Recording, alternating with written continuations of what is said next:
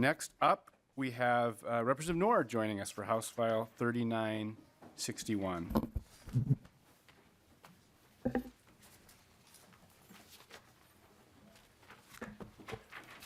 Representative Noor, welcome to Housing. Thank you, Mr. Chair. I will move that House File 3961 be re-referred to the Judiciary, Finance, and Civil Law Committee. Representative Noor, I understand you have the D1 amendment. And before you describe that, I understand that there is just a small typo that we want to fix with the DE1. I'm wondering if Ms. Davis, could you just read that small typo before we move the DE1? Chair and members, on page 2, line 13, there's a reference to a statute, and the reference is incorrect. It's supposed to be 504B.231. So the motion would be to amend the DE1 on page 2, line 13, delete 504B.321 and insert 504B.231. I will make that motion. All those in favor say aye. Aye. All right. All those opposed? The DE1 is amended. Representative Noor, to the bill. Thank you, Mr. Chair.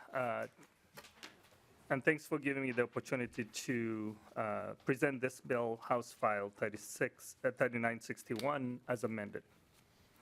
Just imagine that you have packed all your belongings and you're getting ready to go to college or move to a new building. You have signed a lease that promises you that you will be guaranteed a unit that you can move in. As soon as you pay the deposits and everything else, and you're getting ready within few weeks in a crowded area, you're told that the unit that you had signed for will not be available to you. And just imagine also you're a student who's going to start college that fall. Financial hardship, stress, getting ready for school. That's exactly what happened in my district at Dinkytown Identity Building. Many students who were promised that they will live in a building did not have that opportunity. This does not only happen to the students, as I'm also a resident in that area, because it impacts many tenants who go through the same process. Mr. Chair and members, this bill provides tenants with remedies when new construction for rental occupancy is not available for occupancy by the move-in date established in the lease. One, it provides remedies to the landlord to provide alternative housing, which is identical to the unit that the tenant signed. Two, it requires the landlord to provide reimbursements of the total rent paid to mitigate cost of alternative housing secured by the tenants. Or three, termination of the lease and return to the tenants of all amounts paid. Mr. Chair and members, it also allows that if you are going to go with option 1 and 2, that all related fees be paid back to the tenant. Likewise, I think if the unit is not available within 90 days of the move-in date established in the lease, that the tenant can terminate the lease. Members, this is a straightforward process for pre-leasing, especially when it comes to many units that have left tenants with nowhere to go. Some of the tenants had to pay another unit, so they had to pay twice. That created financial hardship.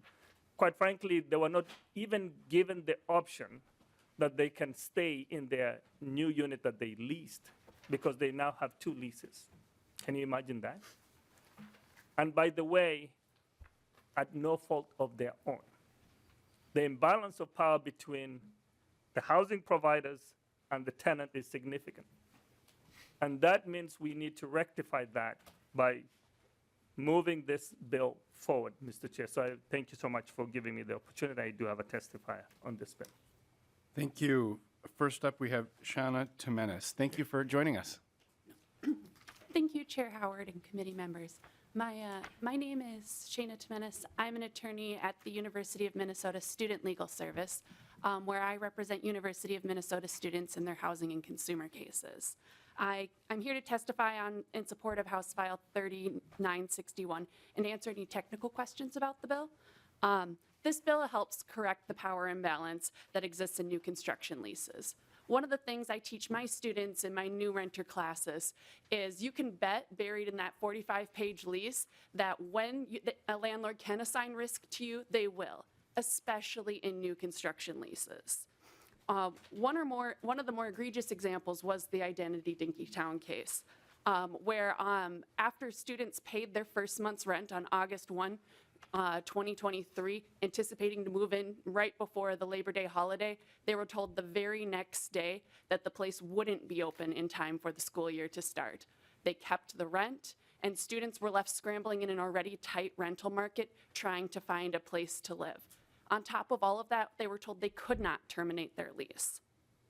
While Identity Dinkytown is one such example, it is in fact not the only recent example of a corporate out-of-town landlord coming to our community, promising a date that they want the place to open, and then falling short of that date and locking students in.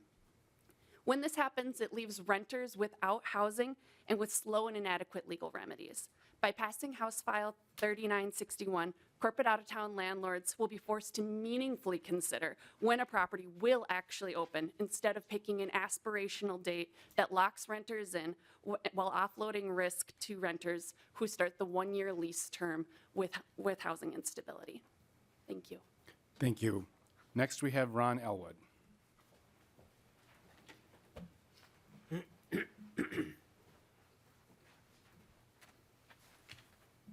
Welcome to the committee. Thank you, Mr. Chair and members. Ron Elwood with the Legal Aid, and I want to thank Representative Noor for carrying this bill, and I'm here to support House File 3961. You know, if a party breaches their contract, can't perform, the aggrieved party really is entitled to fair remedies, and that's precisely what this bill does. And when the shocking circumstances that prompted this bill occur again. And it also provides adequate notice for a tenant in advance, so when the building owner knows that it's not going to be ready, the student or any tenant would be informed, which only makes sense so they can make the appropriate decisions in those circumstances. So I would urge you to pass the bill and appreciate the opportunity to support House File 3961. Thank you. We do have a few amendments. Lee Johnson, would you present the A1? Chair Howard, Representative Noor, the A1 deals with page 1, line 15 on this bill, where it states either cash or check for payment. You even, when you testified, even said that some of these are out-of-town owners of these housing complexes, those providing housing, especially for students. And a lot of times they're not based in Minnesota. It's a corporation. They usually don't have cash. They don't have checks laying around. It can take time to do that. You'd have to do an invoice, and it could take 30 to 60 days for payment. So what this does is remove the cash or check and just leaves it as payment. So they could, if they wanted to, they could do an electronic payment, which could be done overnight. Representative Noor. Thank you, Mr. Chair. As Lee Johnson indicated, I think this are, absent landlords, so they are from other places.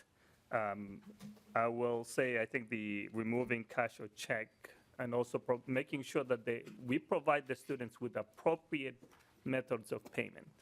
Some students may not even have, Cash App and other places that, or even Apple Pay. So we have to make sure that as we move forward, that we indicate that we require the landlords to provide appropriate methods of payment that are acceptable. So I will say yes to A1 amendment.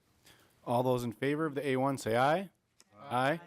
Opposed? The A1 is adopted. Next, we're going to move to the A3. Lee Johnson, to the A3. Chair Howard, Representative Nor, members. The A3 takes and strikes language and removes subdivision 3 of this bill.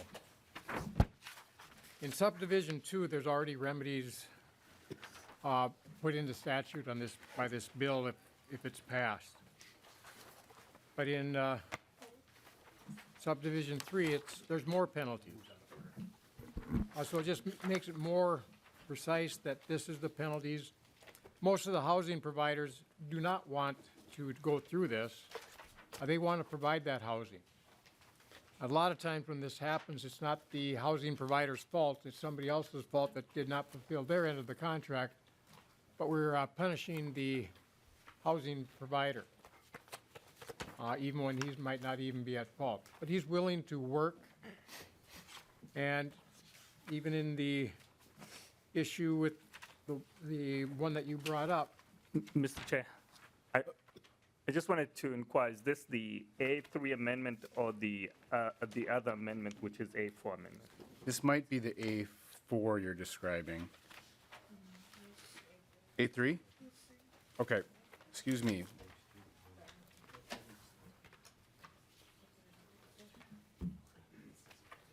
okay, yep, Lee Johnson. I did get a little bit offline. Forgot to bring my cheaters with so I can read my notes. So if we're speaking, well, we could just, since we've introduced the concept, if we want to just take up the A4 now, I think that'd be, Well, we can do that then. that's fine. So to be clear, we're on the A4, not the A3, and proceed, and we'll have a discussion on the A4 first. I don't think the housing providers, in fact, the one dealing with this one in Dinkytown, actually went above and beyond, providing $150 a day, which equals to, if it was a rent, $4,500 a month. And I'm sure that they weren't paying that much in rent. So I think most of them want to do what they can to make it proper, but not just have, so I don't think we need to get into that second part of it, in that, what's in subdivision 3, and just keep everything in subdivision 2 and make sure that the housing providers do have make some way to accommodate those if the general contractor doesn't get his responsibilities done. Representative Noor. Thank you, Mr. Chair. I think A4 amendment removes the enforcement that is required. Although the Identity Dinkytown made sure that there was some payment, there were some few things that were missing. So this ensures that if there's any violation under this section, that the landlords or the housing providers are held accountable. This is a small fee compared to the $4,500 that you noted, and I think this will be appropriate to make sure that there are remedies and also fines to ensure that people comply with this section. Representative Dotseth? Sorry. We can go to, if you prefer, we can go to Representative Dotseth. We can go to Representative Dasha. Go ahead. Representative Nora, I guess I've got an additional, I guess we're on the amendment right now, so maybe we'll Yes. finish up the amendment and I'll jump to my question. Okay, Thank you. Lee Johnson. Chair Howard, Representative Nor. I'm with this, with both remedies and payments and stuff like that that's required in this bill, and then the possibility of criminal charges, almost criminal charges, or is it civil. I think it's going up and beyond, and it actually might hurt the amount of people willing to start providing housing in the community, especially around the college area. So like I say, I do have concerns, so I wish you would accept it. Seeing no one else on the A4, all those in favor of the A4 say aye. Aye. All those opposed say no. No. The amendment is not adopted. Now so we have two left. We have the A2 and the A3. We'll take up the A3 next.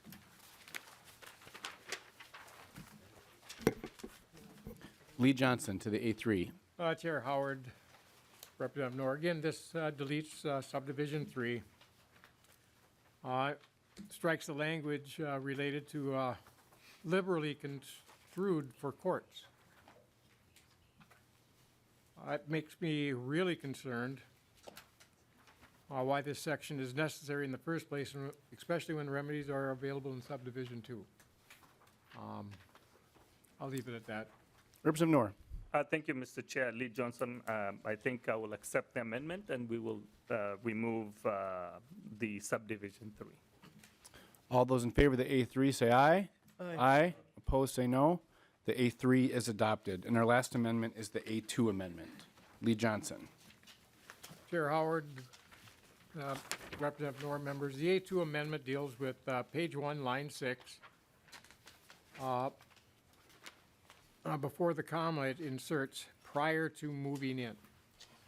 This makes sure that it is new construction and that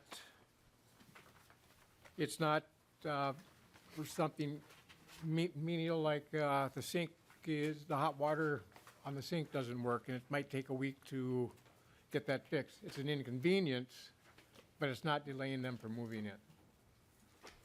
Representative Noor. Thank you, Mr. Chair and Lee Johnson. I think this is clear. The definition of the new construction, it's not only in this place. In fact, from the areas that I come from in the human services, if you look at 144G.08 subdivision 42, you will see the same definition for the new construction.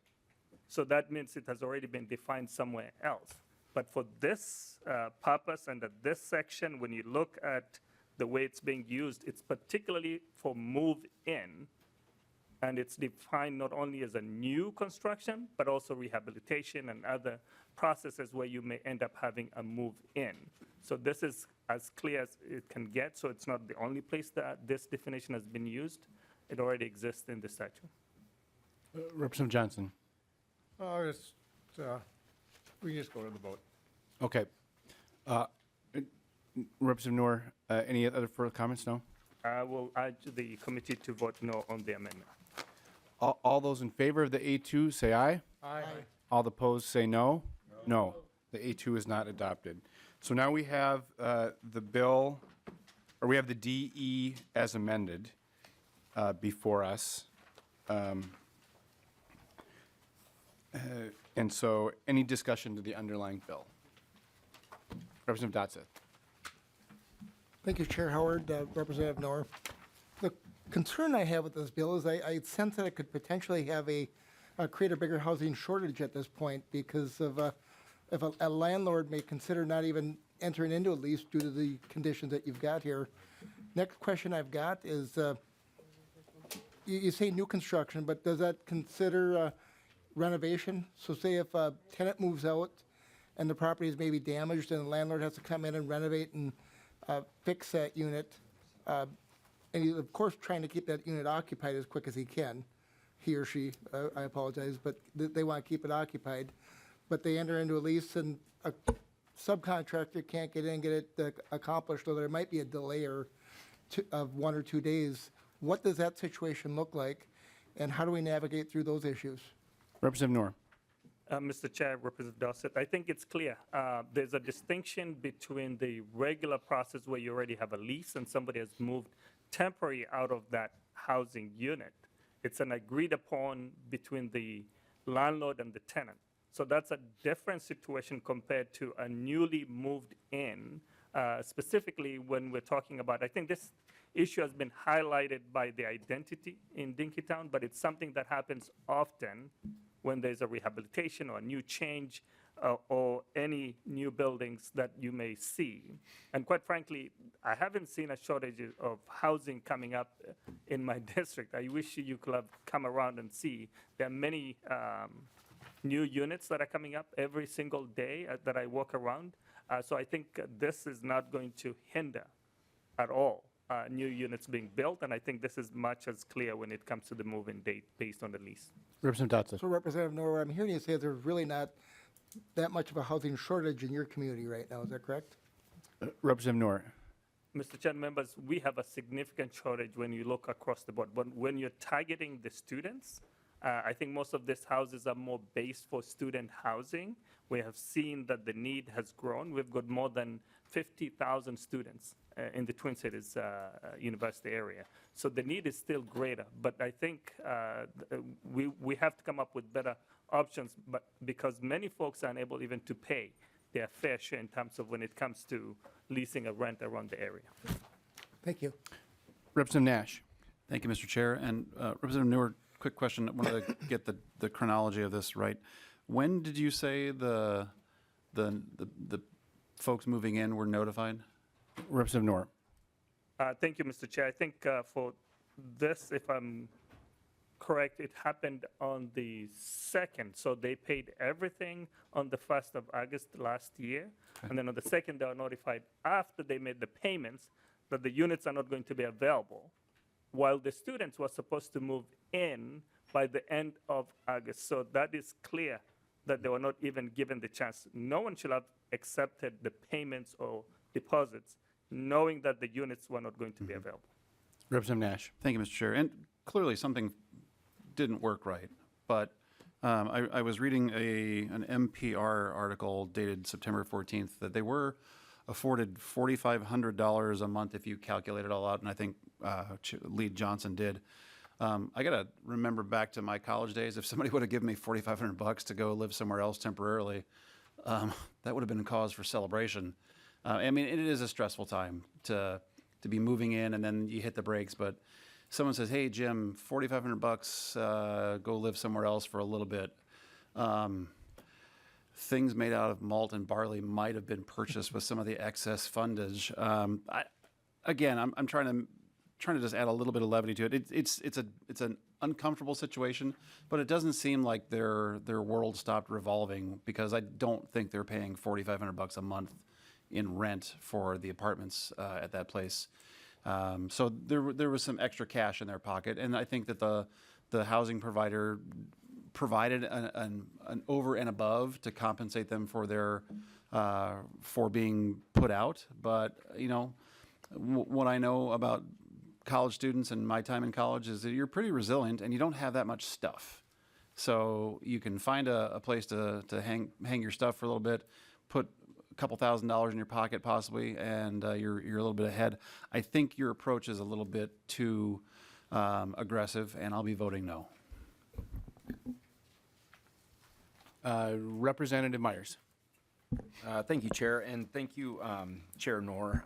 Question maybe for you, maybe for staff, but it talks about notification in there, and I didn't know if this section of the statute defines what that notification is. Representative Noor. Thank you, Mr. Chair. I'll defer that to the nonpartisan staff. Representative Myers, could you restate that question? So on line 1.10 talks about notifying the tenants, and I'm just wondering in that section of law currently how that notification is completed. Ms. Davis. Chair and members, the way that this bill is written, that would just be kind of a standard written notice to the tenants. It doesn't say anything specific about how the notice has to be given. Representative Myers. Thank you. Chair Nora, hopefully we can maybe take a look at that to define a little bit more of the parameters of what that notification looks like. I hate for something small to cause a potential issue if this were to happen again. So hopefully we can talk about that. Any other members? Lee Johnson. Chair Howard, Representative Noor, I understand what you're looking at doing here. It's an issue especially around student housing. It deals with the facility down in Dinkytown with the student housing. It was interesting, the bill has 7 days prior to move-in date. The way I figured, from what you just testified to, that they were given 26 days notice. A lot of times it might have been that the housing provider's general contractor had to have it planned on getting done, and something happened so they couldn't. As soon as they found out, they took care of the problem. So I think this is more of an issue where it's almost like a solution, or a bill looking for a solution. That housing provider went above and beyond, paying well more than what the rent for that month that they would have had. Well, actually, then, at 30 days, I remember the article, I think they were out for 60 days or something like that. So that was basically 1 month they were out. $4,500 that they received, plus I believe there was another, they received other stuff on top of that. I'm just concerned that this bill's gonna, especially in greater Minnesota, increase the shortage of rental units. So I wish you'd really consider looking at what could be best, not just for Minnesota, not just for the students, but all of Minnesotans. Because this is, like I said, this is more of a student issue, student housing issue, and you're putting it into family housing issues. That could be a problem. So I'm gonna have to vote no on this. So first, I'm going to move the DE1 amendment as amended. All in favor, say aye. Aye. Opposed, say no. The DE1 as amended is adopted. And before I go to the final remarks from Representative Noor, I just want to thank you for bringing this bill forward. I know we've heard in many forums from the students who, as you stated, faced significant hardship and stress and turmoil through no fault of their own.